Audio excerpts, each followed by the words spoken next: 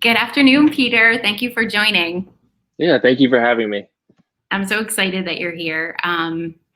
We are going to talk today about millennial mental health. And I am grateful that you, through your father, a few weeks ago, I had your dad on my show, Michelle's Conversations That Matter. We talked about the great work that he's doing as an advocate. And I just love to see that there's mental health advocacy in your family and that you are sort of carrying the torch for your generation. So thank you for saying yes to being on my show. Well, I appreciate the opportunity to be on your show. My dad is in the mental health space. My desire is to be in the mental health space. Indirectly, my brother is a software designer for a mental health app. My sister is also getting her master's in social work. So, my whole family is getting involved in this space. I appreciate the opportunity to talk with you today. That's incredible. I did not know that. I mean, I think I knew about your sister, but I didn't know about your brother. That's, wow, truly a family who is woven into the fabric of this topic. I think it's incredible. I mean, amazing.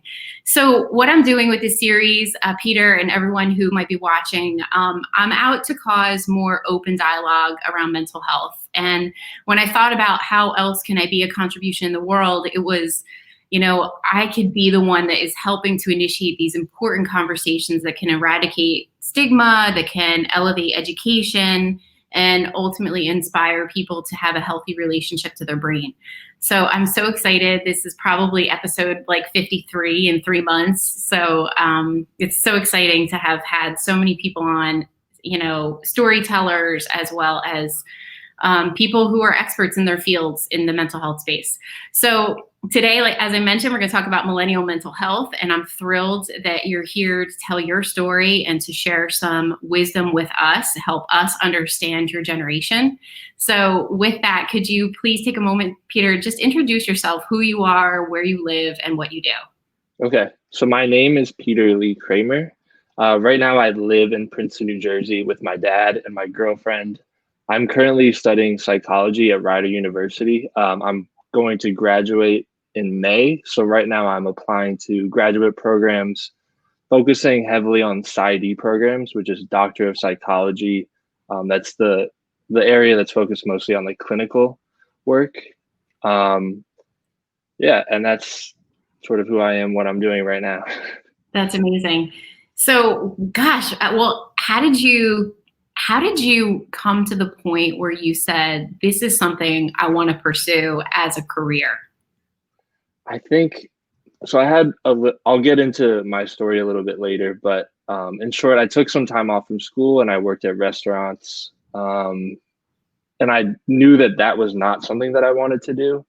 And I got interested in making podcasts. So I went to school to learn like audio production, how to work a video camera, how to edit video rather. And then I sort of figured out that wasn't necessarily what I wanted to do. But I introduced my father at this event held by Attitudes in Reverse, a nonprofit that focuses on destigmatizing mental health for middle school and high school age students. Mm-hmm. And in that introduction of my father winning an award, I talked briefly about my own mental health story. And, the reception that I received from the CEO of AIR, from my father, from my girlfriend, from just strangers, like really lit a fire within me. And I figured out that I like public speaking a lot, and that might be like a narcissistic quality. But I also really enjoy, the vulnerability that I possess that I don't think is necessarily exceptional, but other people have told me that it is. Mm-hmm. And the power that my story gives to others. And I want to like combine my story with, scientific theory so that I'm providing people with the evidence-based practices that will change their life. Oh my goodness, that's amazing. And I can relate to the power of storytelling. I mean, it's remarkable what happens when you go first and you're courageous to tell your story. Like you just said, people came up to me, the support that I received, the power of our voice and the power of going first is so incredible. So I applaud you, because I can only imagine how powerful you'll be when you combine it with the clinical education that you're going to go for, the value you'll add to clients. And I think that's incredible. But would you be willing to be a little vulnerable and share with us a little bit about your mental health journey? Yeah, absolutely. So I think the best context for this story is my time in school. Um, from like elementary school to middle school, my teachers would always say to my parents, your son is very gifted, but he is not realizing his potential. And that was usually because I didn't understand what it took to be a good student, to do homework every day, to build toward the mastery as opposed to doing the work to get like a good grade. I could like hustle at the very end to get an A. But as I got to like high school and college, the hustling and the A's, they started to go away because the schoolwork was a lot more difficult. And then when I got to college, I was struggling a lot with anxiety and depression. Well, I didn't know that at the time. I just knew that I felt really badly. In order to feel better, I lean on things like alcohol, surface social relationships. Soccer was a big thing, probably the only like virtue that I stuck with at that time. Um, and as tried to make myself feel better, the emptiness sort of kept growing underneath that. And so, I was piling on more alcohol, more surface relationships, only to feel more and more empty.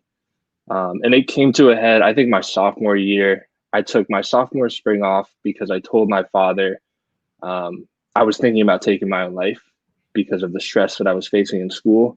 So I took that semester off.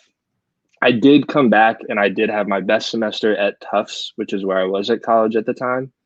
But then I got hurt playing soccer, and then everything that I had done sort of fell to the wayside, and I was back to my old ways, which continued on for the next 2 years or so. And everything sort of culminated in my arrest that occurred after I won the national championship for soccer. So there was like this extreme high that occurred, and then a month later, the lowest low that I had ever experienced in my life. And that was sort of an awakening for me that I was headed down the wrong path. The choices that I was making were not filling me with meaning, purpose, and happiness, which is something that I've always like striven towards.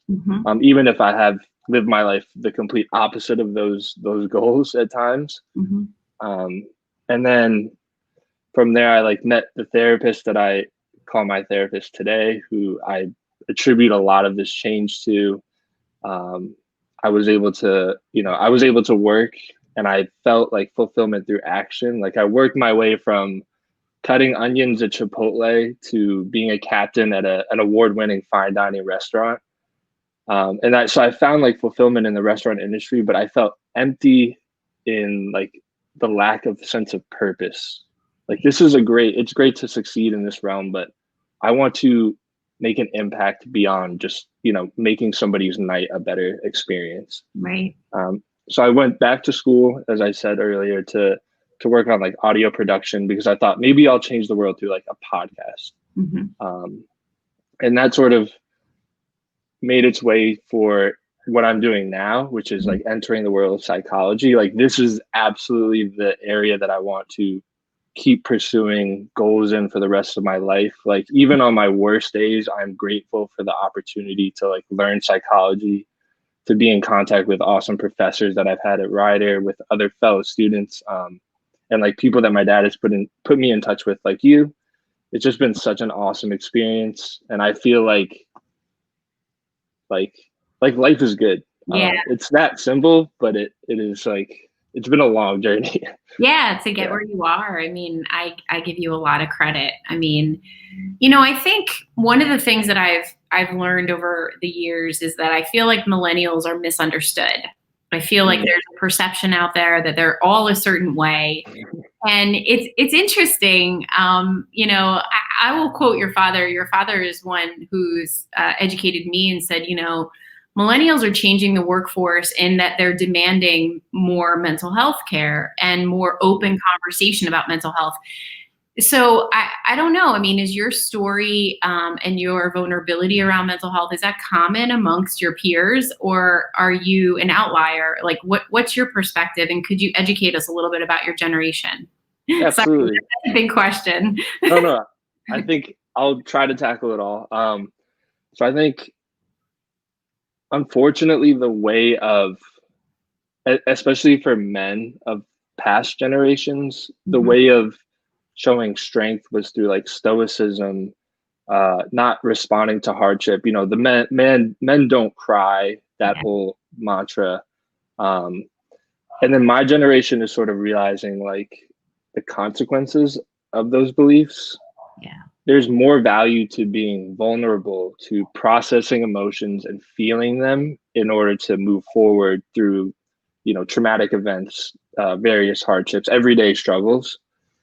And I think like the disparity between the past mentality and what like millennials are trying to bring to the table might create this perception that millennials are, I don't know, weak or too sensitive. too sensitive. Yeah, I've heard. Right. But I think like what's great, and I hope we see more of this, is like, professional athletes Yeah, who are these like the pinnacle of athletic achievement. They're all like big, hulking men, and they're all talking about their mental health struggles. So yeah, you see that these people that we look up to for being quote unquote manly or athletic, strong, that they too experience the same, psychological struggles that the everyday person deals with. I think that's extremely important. And I think millennials may be more progressive than past generations, but I do still think that there's a lot of work to be done.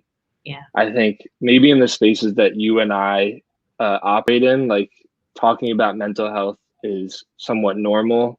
yeah, But if you go outside of that space, yeah, there's so many like caveats that you have to offer when talking about like therapy.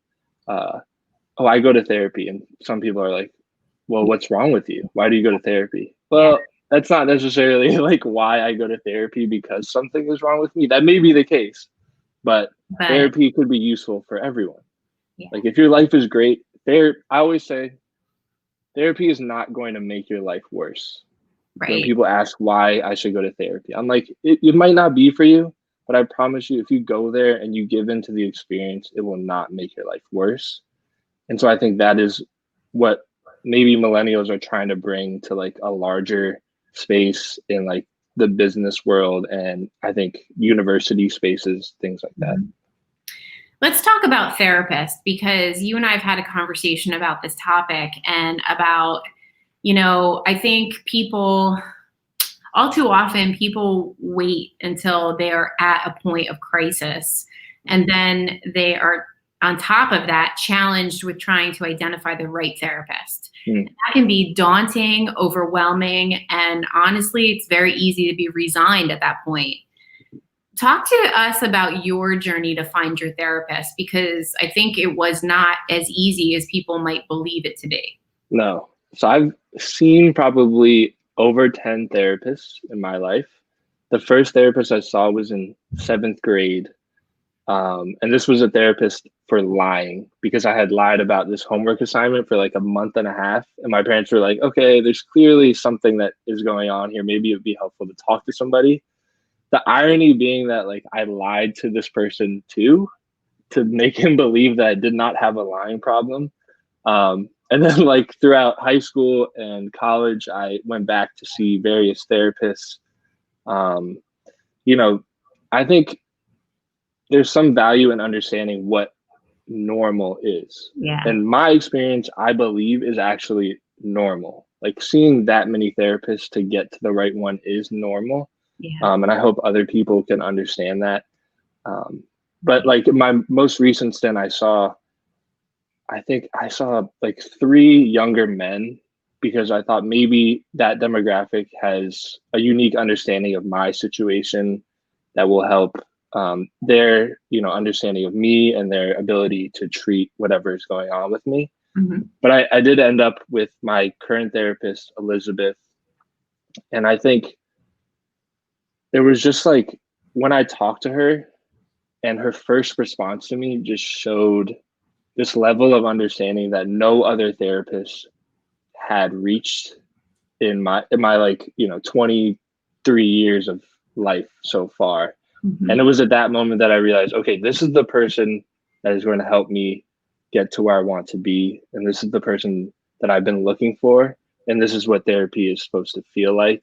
And that was like such a rewarding experience. I don't see her regularly anymore, but when I am in times of like high levels of stress, I don't hesitate to text her and be like, hey, do you have an appointment in the next couple of weeks? Because I really need to see you. And I think that's key, what you just said. I think even if you're not seeing a therapist on the regular because you're fine, you feel like you're good. I always try to remind people that like it's in moments where you feel like you're okay that maybe you should take the time, invest, and try to identify a therapist because life's going to throw you a curveball. Mm, And at that moment, it's harder. So, I mean, I have a therapist I see once a month, and there'll be times when I won't see him for a few months. But just knowing that I have a rapport with him and I can mm, go to him if I'm feeling low, I think that's everything. So, I really applaud you for going through the 10 that you went through to finally get to this person that you now feel like you could go to if you needed to. mhm. And I think, I don't know if it's irony, but one of like the difficulties in finding a good therapist in crisis is that that is a time where you are like the least equipped to go through that process and like exude your resilience. And okay, this person wasn't quite for me. Do you react in saying, okay, now I definitely can't find a therapist, it's over, Yeah. or okay, on to the next one. Yeah. And the unfortunate like reality is that when we need therapists the most, we're not capable of going through the process in order to find the right one for us. Right. Right. And I think it's like we can equate it to finding anything that we want to find the right one Mm, of. You got to put the effort in. So you choose mhm, when, and ignoring the fact that you don't have a therapist and you're going to always be okay is ludicrous. So for myself, like growing up with a mother who had bipolar disorder and being mm, adopted, I was like, I'm not going to ever suffer from depression. But you know what? Life came along, threw a curveball, and I'm diagnosed with depression. mm, So had I not been working with him already on sort of unpacking my childhood and doing that work, I would never have known who to go to. mm, And nobody's immune to a mental illness or a mental health obstacle. And I think that's where we have an opportunity to educate people that you're not always mentally healthy, like mentally well or mentally sick. We're sort of gliding across this compendium. It's ever changing how we're doing mm. it, and life shows up, and sometimes it takes us down. Right. It's like even on my best days, I know I remind myself like this is temporary. As good as you feel right now, do you have the resources to bounce back from, an accident, something that comes into your life without any preparation? And I think that is like the goal of therapy is to develop these resources so that when we do face these obstacles, our like dip isn't so low and we're able to bounce back a lot quicker. Exactly. Yeah, like strengthening the muscle. So you and I had a couple of conversations. We had one before where I was just sort of Mhm. getting to know your story. And you had this epiphany I'd love for you to talk more about. You shared that you had the realization that when you were going through what you were going through, that my life depends on me. Could you Mm. talk to us a little bit about that realization and that epiphany and sort of how that has unfolded for you? Yeah, absolutely. My mind just jumped to this conversation my dad and I had in the car. I think it was he had picked me up. I was not in a good place, and we were just talking about life. And I was telling him about like, wanting to end my own life. And he told me like your story ends there, but if you get to keep living, then you are in control of your own story. And that's something that I've kept with me from that day until now.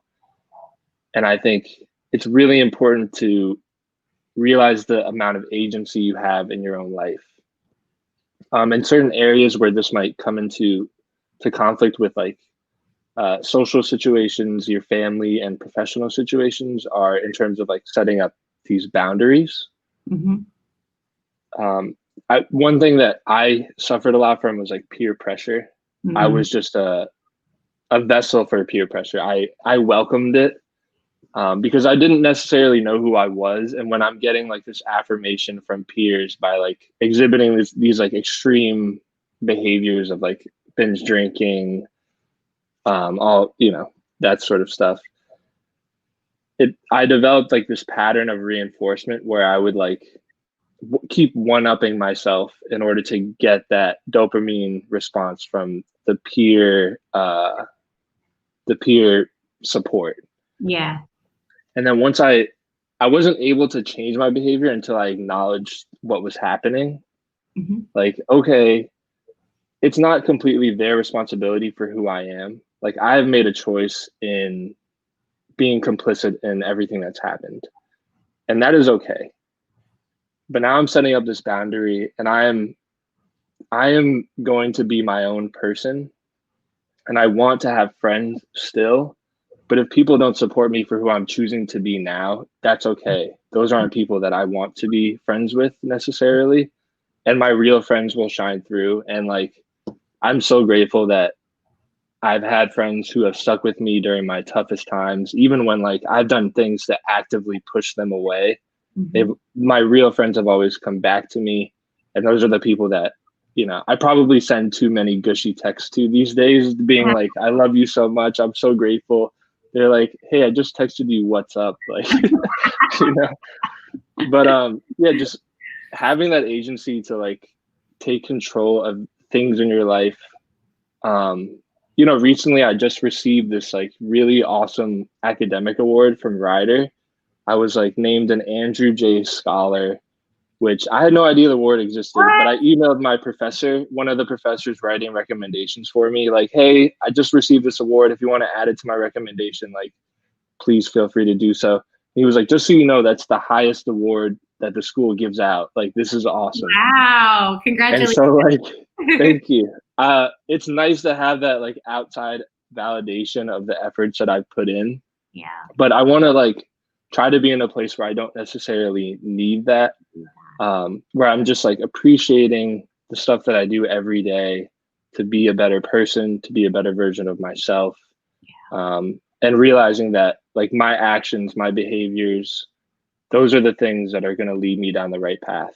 Yes. Um, And yeah. I think, you speak to something so amazing, Peter. It comes down to self love, right? You are a Mm, generation of devices where mm, external validation, external praise is something you grew up on. So it makes sense to me that that external approval becomes very important versus the love within and the boundaries that you need to set. So I think, I really acknowledge you for recognizing that you need to, create this more self-love and create those boundaries to only have those people in your life who are, your tribe, so to speak. mm. That's Yeah. awesome. And I was just thinking about like going back to our relationships with our therapists. Mhm. I think early on in the process, I was so quick to like attribute my success directly to the therapist, being like, "This is all you." Uh, I couldn't have done this without you. And my therapist was like, "Hey, I don't live your life. Like you are the one that is making the choices every day. When we're not like we only met once a week or once every 2 weeks." Mhm. Um, and to have her explain that to me, and I think like where my previous state of mind might have been either contributing to my mental illness because I wasn't appreciating the positive aspects of my life. Mhm. But just having that like explicit message from my therapist to appreciate the things that I have done, because those are the things that have made a difference in my life. Yeah. That's amazing. I mean, and I think all of these experiences are going to play into the therapist that you become. I mean, like the difference you will make, right? It's like turning these moments into pieces that you'll be able to share, if appropriate, with people. I know my therapist shares things with me, and I just it makes me feel human. It makes me feel like Mm. I'm not so much an alien that I have in my head, you know, like Right. I'm actually quite normal. So yeah, amazing. So so tell us about what you're up to. Where, like, I know you're applying. What are you up to right now? So right now I'm in like the middle of finals week. I'm on the tail end, luckily. I'm not, frantically cramming in essays and studying. So I'm wrapping up school for this semester. I have recently I've been like tutoring people, which has been like such an awesome experience to, go back through stuff that I have learned and relearn it in a way that I can teach others. Mm-hmm. That's been really rewarding. I'm doing work with Contact of Mercer County, which is a support hotline for people who are in distress. They also work the suicide hotline for the area. But my focus is on setting my path towards graduate school. Fingers crossed that I get accepted somewhere. But I'm in that pursuit. I have been forced to figure out what I want to do with my future and what I want to do with my education, because there is some comfort in school in that you are sort of led along. Okay, now it's just junior year. Now you have to take these classes. Next semester, you take these classes. The path is somewhat like laid out for you. But when you move past undergraduate and you're going to graduate studies where time is your own, there are certain deadlines that you have to reach, but like what you do from then on is up to you. So I've been forming like general ideas about what I want to do. And I think I know I want to combine my love for athletics, specifically soccer, with like reaching adolescent boys and girls, and using like the skills that you develop through soccer and how they translate to life, and also use my education, being that I do want to like learn as much as I can about whatever like the most recent studies are in terms of interventions that will help others. I want everything to be evidence based, but I also want to like impart some of myself into what I'm doing. Right now, I think this morning I was like, I'm gonna build like a house where like kids can just come. We play sports, we play soccer, but we also talk about like being better humans.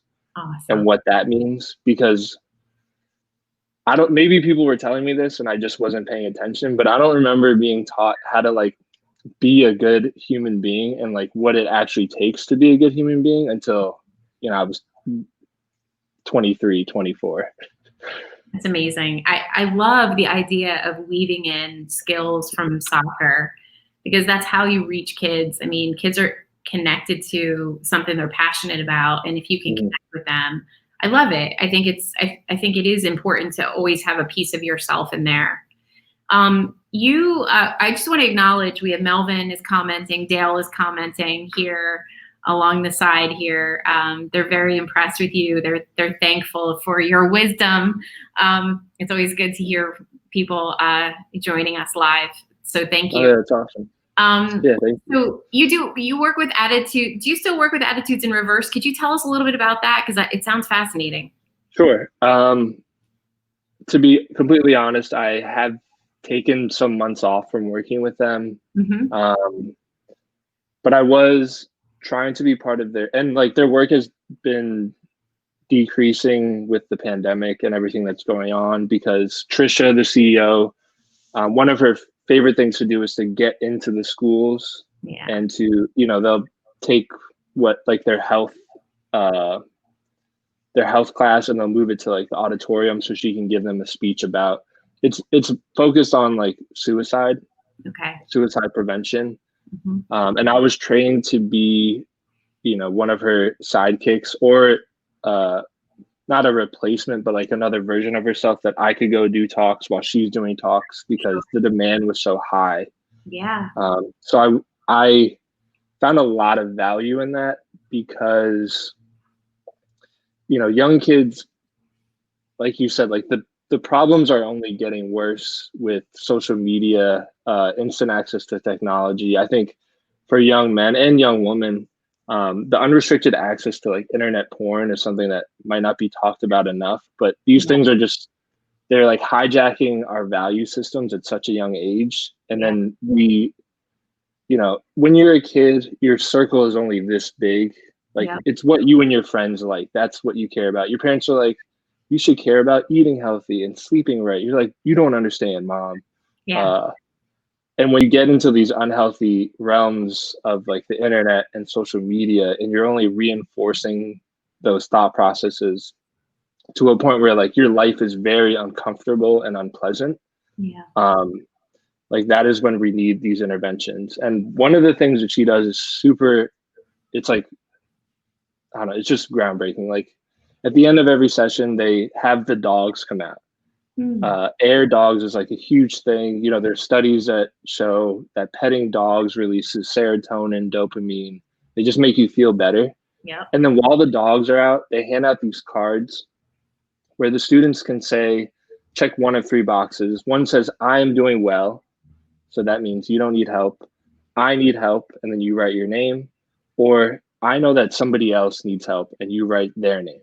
And Oh, it's this really anonymous way, and like everybody's distracted by the dog, so there's no like peeking at other people's cards as they're getting picked up. But yeah. it's a great way for other kids and adults to get people the help that they need Yeah. if they need it. And she said she's had such a great response from the kids when she does things like that. And they have, there have been like clear examples of kids who are in severe crisis who have gotten help because she handed out these cards and she was there that day. So I think that was like one of the most awesome things from It's that experience. amazing. Yeah, that's amazing. And we do have a problem in the United States with, youth suicide Mm. escalating. I mean, we need more attention on our kids because, you compound it with the likes of this pandemic, and you can only imagine how isolating it is for them. And if they're not getting support, it's really unfortunate. Anyway, so I love the organization, and I love the work they're doing, and thank you for sharing it with us. Mm. So, curveball, give me 3 things that you're grateful for in this moment. 3 things that I'm grateful for. Okay, I'm grateful for my friends because they've been like a constant throughout.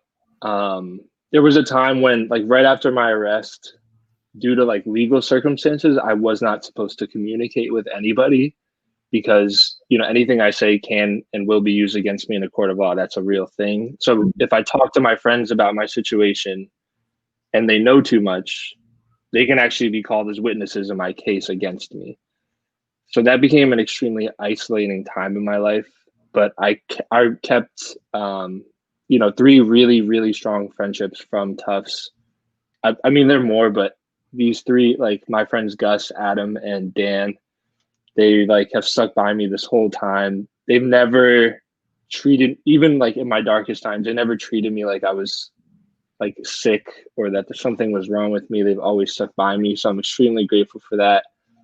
My girlfriend, Olivia, Mm-hmm. like we've spent every day across from each other at the table during this pandemic. She's doing work, I'm doing homework.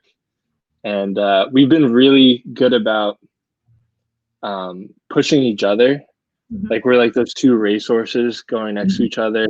Yeah. She's like experiencing this really incredible success of this new career path that she just decided to go on at the beginning of the pandemic, believe it or Mm-hmm. not. And I'm, freaking out about applications and doing well in school.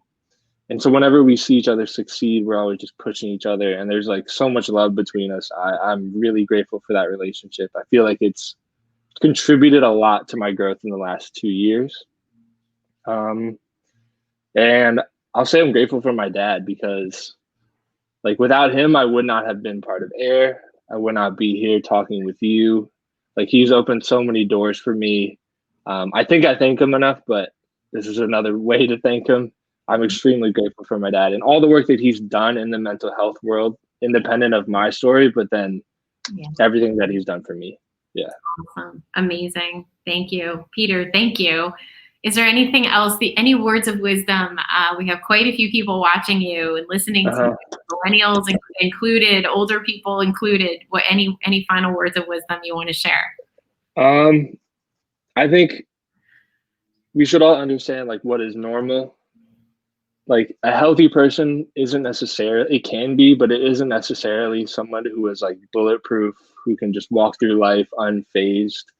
Like over Thanksgiving, hopefully my family doesn't get extremely upset. I won't name names, but we did have this moment where like, you know, three of us were just crying, and through my tears, I was like, guys, this is progress. Like this may not feel like it, this may not look like it, but this is what actual progress is. It's like having these tough conversations where, you know, things might boil over for a moment, but we don't lose sight of the love that we have for each other. The goal of being in a family is supporting each other in our goals and everything that we do. So just understanding that that's part of being, that's like the normal experience, and we should all normalize that in our everyday lives. And then just like, if you don't have clarity of your goals, try to find that through action. There's only so much that thought can achieve for you. You can read as many books as you want, but until you get your hands dirty, you don't know what is what. It took me like suffering through 4 years of working in the restaurant industry to learn that, okay, I never thought I was capable of this, and I clearly am. Mm-hmm. That's a lesson that I can take on to other areas. Mm-hmm. But like succeeding just for the sake of succeeding only fulfilled me so much. Right. It took a certain awakening in that space to pivot towards something that, like, I thought I was going to have this podcast, and I'm so like, your podcast is so awesome. Yeah. And I've like started, you know, 3 podcasts and stopped them all over the last couple of years. But like having that experience and like quote unquote, I guess, failing in that area actually led me towards what I'm doing now, which is like giving my life so much joy. Yeah. And without those road bumps, I would not be, I don't know, as happy as I am today, as like fulfilled as I am today. So don't mistake road bumps for failure. There's just it's just part of your path to success. So, yeah. I couldn't have said it better, honestly. I mean, it's enhancing the journey, or it's embracing the journey, because it's going to enhance you in the end. Absolutely. I love it. Peter, thank you so much for joining me. Thank you for being so vulnerable, sharing your story. Thank you for the work you're doing, the path that you're plowing down. I am so confident you're going to make such a big difference in the world. Your story alone is going to touch people's hearts. So thank you for being here. Yeah, can I say one last thing? I just thought of it.